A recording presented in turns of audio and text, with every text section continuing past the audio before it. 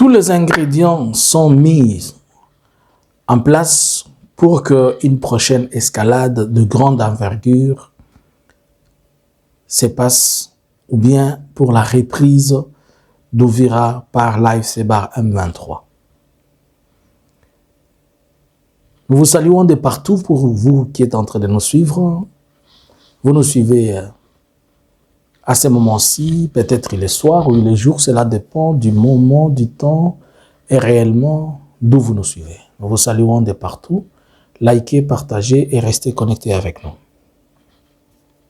Nous sommes le 21 du mois de janvier 2026.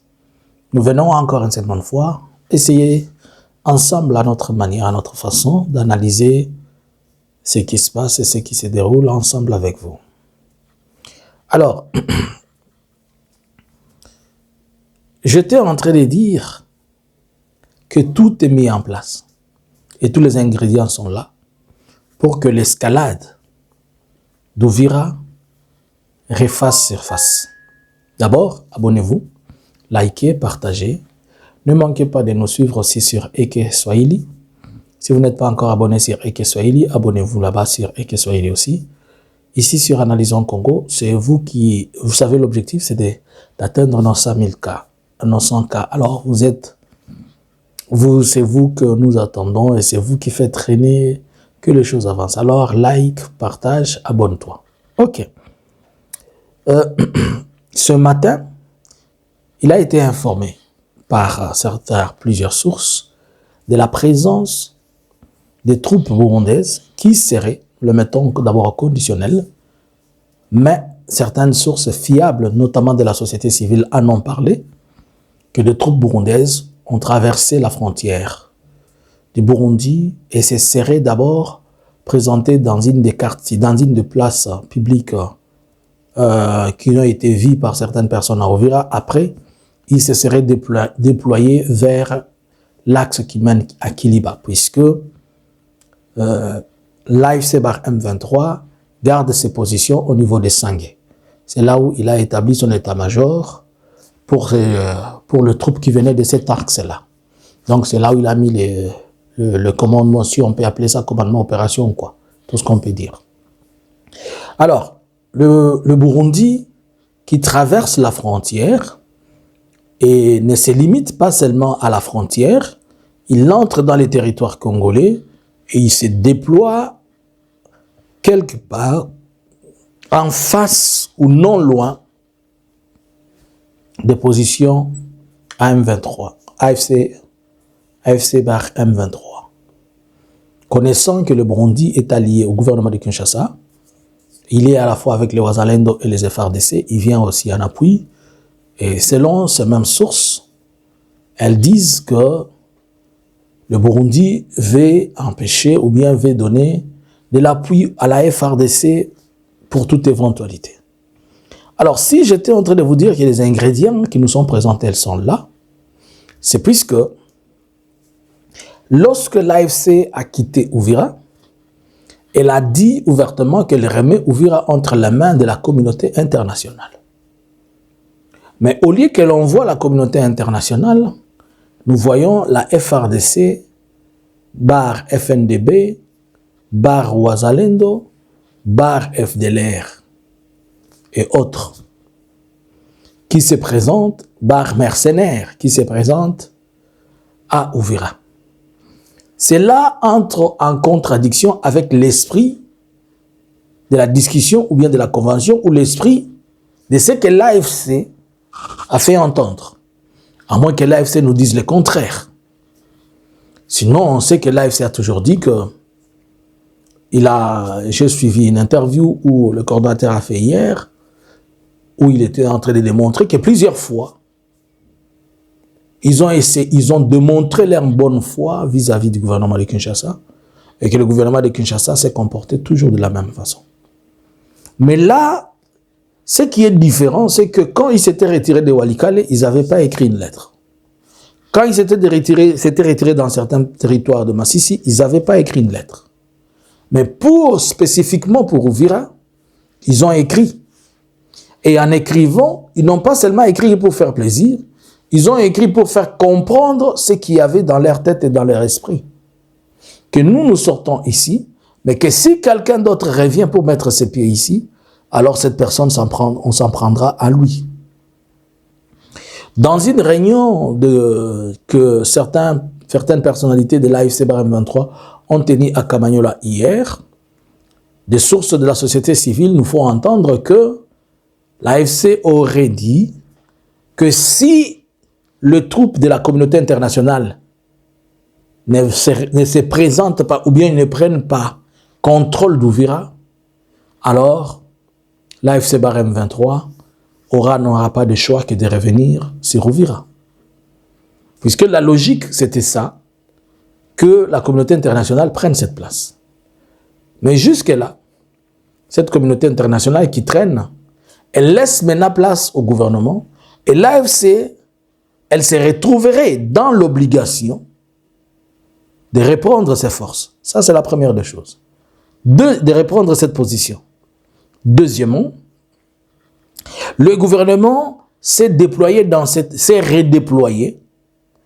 avec un esprit de ne pas être bougé. Voilà pourquoi il a amené beaucoup de troupes avec lui.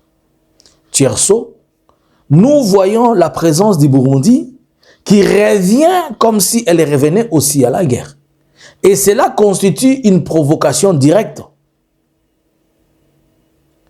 Quarto, il va y avoir des gens tels que les Wazalendo qui vont toujours être des pierres d'achoppement pour attiser ou provoquer quelque chose. Alors, si la diplomatie ne joue pas bien son rôle et que le feu reprenait, en tout cas, je suis sûr et certain que celui qui sera blessé et que celui qui aura la capacité de marcher sur l'autre va le faire. La FRDC est en train de venir grandement et puissamment sur cet axe-là. Or, plus la FRDC se déploie, et se déploie avec le matériel et l'équipement, cela constitue une provocation puisque il ne devait pas être là, et l'autre partie va se sentir menacée, il va sentir qu'il ne faudrait pas qu'il continue à croiser les bras et les regarder comment venir, puisque là où il y a le feu, il n'y a que le feu. Alors, soit ils vont chercher à réoccuper cette place, ou soit chasser ceux qui les occupent. Par contre, eux, le gouvernement, ayant le souci de pouvoir avancer et voir s'il peut prendre Bukavu, donc, en entassant ses troupes, en appelant ses alliés et le mercenaire, l'objectif, c'est de voir comment ils peuvent avancer. Et l'autre, l'objectif, c'est d'empêcher les autres d'avancer. Alors, deux forces sont côte à côte comme ça. Il risque que les deux coups de poing se cognent si la diplomatie n'intervient pas à temps. Intervenir à temps, c'est-à-dire qu'on arrive à trouver solution, car le risque est au maximum que les gens se tirent, pas que les gens se tirent d'ici, mais qu'on revienne au quart de départ. Et si par hasard, cette fois-ci, l'AFC arrivait à reprendre Ouvira, je ne vois plus personne qui leur demandera de sortir là-bas. Et si le gouvernement avançait, je ne vois plus personne qui va dire stop au cessez-le-feu. Puisque et ceux qui sont de l'autre côté, ils vont dire on ne doit pas entrer chez nous, nous devons le bousculer et le bouter loin d'ici. Et je vous ai toujours dit, et le coordonnateur de l'AFC l'a répété, que quand ceux-ci on les attaque, les AFC Barème 23, je connais bien leur façon de faire, c'est d'aller à la source d'où est sortie la chose. Est-ce que le Burundi est en train d'attiser les faits vers lui-même? Je pense oui. Puisque s'il advenait que les hostilités reprennent et que l'on bouscule le Burundi, pensez-vous qu'on va encore lui donner l'opportunité seulement de garder la frontière, de rester à la frontière? On se dira que tant que cet homme aussi reste à la frontière, il aura toujours des pensées comme son allié, et son allié va toujours l'utiliser, et il va venir ici. Donc, la meilleure façon, ça sera de faire une double chose. On le bouscule, il rentre là-bas, et on bouscule l'autre, il sort dans les coins. Alors, on risque d'avoir un front à 3 grandes branches. Une branche du Burundi, une branche d'Ouvira, et ça ne sera plus seulement Ouvira, ça va être Ouvira et la prolongation. Puisque déjà, l'AFC a l'avantage, car il occupe toutes les montagnes. Toutes les collines, il les a sur lui. Il a les viseurs comme ça sur Ouvira. Lui, l'AFC est ici et Ouvira est là-bas. Il est en train de regarder Ouvira comme ça. Et toutes les collines tout autour, il les surplombe. Est-ce que vous essayez un peu de comprendre là? Donc, il serait vraiment demandé à ce que la diplomatie, qu'elle essaye de faire l'essentiel pour que la solution soit trouvée dans cette histoire. La France qui continue à dire que on doit réouvrir la frontière, et on doit réouvrir l'aéroport, puisque l'argent qui était prévu pour les affaires humanitaires et tout ça, elle est déjà disponible.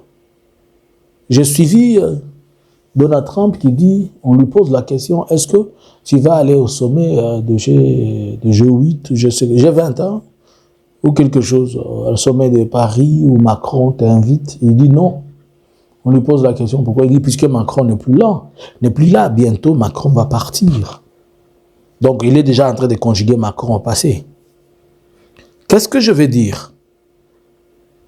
Si Macron est en train de partir, et qu'il n'a pas encore établi un pied dans la situation congolaise, pour permettre à ce que c'est lui qui viendra après dans la France, qu'il ait ce tremplin-là, ça ne va pas arriver. Macron doit tout faire pour que la France retrouve une place dans ce qui est en train de se passer dans la région des Grands Lacs, que la France ne soit pas seulement celui qui est en train de vivre la réalité comme un spectateur et la regarder au niveau de New York et regarder au travers des ambassades. Il doit être un acteur clé. Et c'est pourquoi il a privilégié prendre l'aspect humanitaire comme étant un aspect important. Mais là, il y a un problème puisqu'il ne peut rien avoir tant que l'AFC, il n'a pas encore associé l'AFC. Et associer l'AFC, cela veut dire que le gouvernement français les reconnaît aussi. Or, le gouvernement français ne peut que les reconnaître si derrière le gouvernement congolais, ils les reconnaissent. Et le gouvernement congolais qui jusque-là continue à faire le tantôt plus tôt, à faire le jeu des cache-cache, ne favorise et ne permet à rien. Comment ça va se passer? C'est que la France, elle va se frotter les mains et va trouver une formule. Mais toutes les formules ne sont pas encore bonnes. Mais est-ce que le prochain... Est-ce qu'on ne peut pas relier ces choses au prochain choix du président de la francophonie? Tout est possible. La France peut aussi dire que le Rwanda mette de pression sur l'AFC, que l'AFC accepte sa proposition puisque le Rwanda aussi doit rester occupé le poste du président de la présidence de la francophonie. Cependant, le Rwanda s'est toujours fait passer pour un garçon têtu vis-à-vis de la France, quelle que soit la francophonie ou pas. La France, vous nous êtes des redevables et vous n'avez pas des ordres, des injonctions à nous donner. Par contre, il ne faut pas oublier que la France aussi s'appuie trop sur le Rwanda. Donc ça devient un peu bousculant. On ne sait pas si l'aéroport, elle va s'ouvrir ou pas, mais à l'heure actuelle, elle ne peut pas s'ouvrir puisque la discussion n'a jamais été portée à la table de l'AFC officiellement. Alors, la dynamique va toujours aller des allers-retours, et il faudrait que ceux qui sont plongés dans l'affaire, ce que nous sommes en train de voir, c'est qu'ils soient à mesure de pouvoir apporter un ingrédient nouveau. Sinon, il y a du pétrole ici, il y a des aliments là-bas, et ça va faire boum. Quand ça va faire boum, personne ne va stopper. C'est que moi, je suis en train de voir là, sur cet axe d'Ouvira. Le plaire même de la population et ligne de cause en 48 heures, vous voyez. Donc, Uvira redevient à ce qu'il était avant. Et Sangue, ce n'est pas loin d'Uvira. Vous connaissez les garçons là, quand ils se décident de marcher, comment ça se passe. Et de l'autre côté, la FRDC, avec tout ce qu'il a comme problème, il ne peut pas résister. Il n'a pas de ration. On va amener des munitions et les tribaliser, puisque les troupes qui viennent pour se combattre, ce sont la majorité, et elles ne sont que des machiamoumènes, c'est-à-dire les troupes Luba qui viennent fraîchement de l'IMT et qui viennent fraîchement de l'IDP. Ce sont ceux qui sont en train de tirer sur les gens à volonté, puisqu'ils sont habitués au colonisme pour voler les téléphones. Alors, cette structure brisée ne peut pas donner la force aux FRDC de pouvoir résister au front, quel que soit ce qui se passe. Que pensez-vous? Est-ce que, à tout moment, la situation d'Uvira peut barder pour la reprise d'Uvira ou l'avancée? Que pensez-vous? À vous les claviers. Bonjour, bonsoir. N'oubliez pas de nous suivre et d'aller sur Analysons AK Swahili et nous suivre là-bas. Et que Swahili, de l'autre côté, suivez-nous là-bas. N'oubliez pas de liker, de partager et de rester connecté. La question vous est posée. Le gouvernement aura-t-il la capacité de pouvoir avancer ou bien ces provocations, puisque les provocations vont continuer, les ravitaillements des équipements, les drones encore, le bousculade, la présence des mercenaires, le patrouille dans des zones qui ne sont pas détectées. Et jusque-là, personne n'a déterminé la zone tampon. Personne n'a déterminé les zones tampons. Peut-être ils se regardent à 1 mètre. Et jusque-là, personne n'a dit que toi, ta partie de responsabilité, c'est ici jusqu'ici, ta partie de responsabilité, c'est ici jusqu'ici. L'AFC l'a fait unilatéralement. Que pensez-vous? À vous les claviers. Bonjour, bonsoir. Analysons Congo subscribers.